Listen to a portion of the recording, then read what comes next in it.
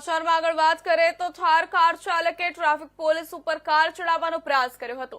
જેતપુરના ચોકીદાર ચેકપોસ્ટ પર વાહન ચેકિંગ દરમિયાન બનાવ બન્યો હતો।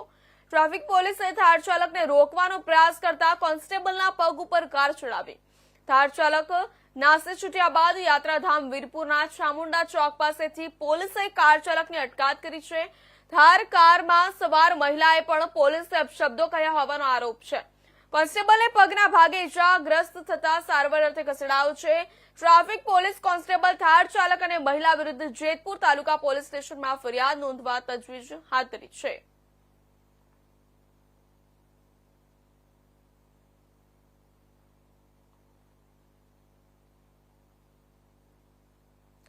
જેતપુરથી સમાચાર છે। થાર ચાલકે ટ્રાફિક પોલીસ ઉપર કાર ચડાવવાનો પ્રયાસ કર્યો છે। જી હા, વીરપુર નજીકથી થાર ચાલકની ઝડપથી અટકાયત કરવામાં આવી છે।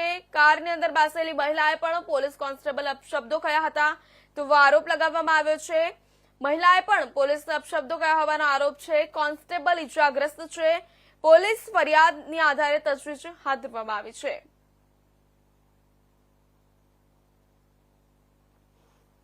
આ સમાચાર પર વધુ વિગતવાર માહિતી આપવા માટે આપણી સાથે જેતપુરથી જોડાઈ ચૂક્યા છે સંવાદદાતા વિમલ સોંદરવા। જી વિમલ, આ ઘટના ક્યારે અને કેવી રીતે બની હતી? સમગ્ર મામલો શું છે?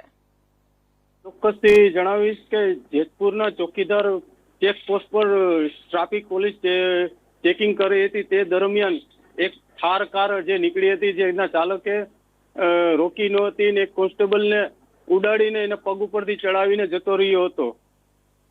ત્યારબાદ પોલીસે એનો પીછો કરીને વીરપુર નજીક એને પકડી પાડ્યો હતો જે થાર ચાલકને। પછી એમાં એક મહિલા જે હતા એ પણ પોલીસના અપશબ્દો બોલી રહ્યા હતા।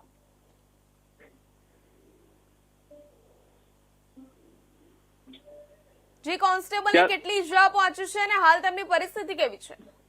જી, કોન્સ્ટેબલને પગમાં ઈજા પહોંચી હતી અને પ્રાથમિક સારવાર માટે ત્યાં જેતપુર નજીક આવેલા વીરપુરના સાર્વજનિક સામૂહિક કેન્દ્રમાં તેમને એડમિટ કરવામાં આવ્યા હતા અને તેમના પોલીસ કોન્સ્ટેબલ દ્વારા જે કાર ચાલક હતા તેમાં બેસેલ મહિલા વિરુદ્ધ એમણે ફરિયાદ પણ નોંધાવી છે અને આગળની જેતપુર તાલુકા પોલીસે તપાસ આદરી છે। જી,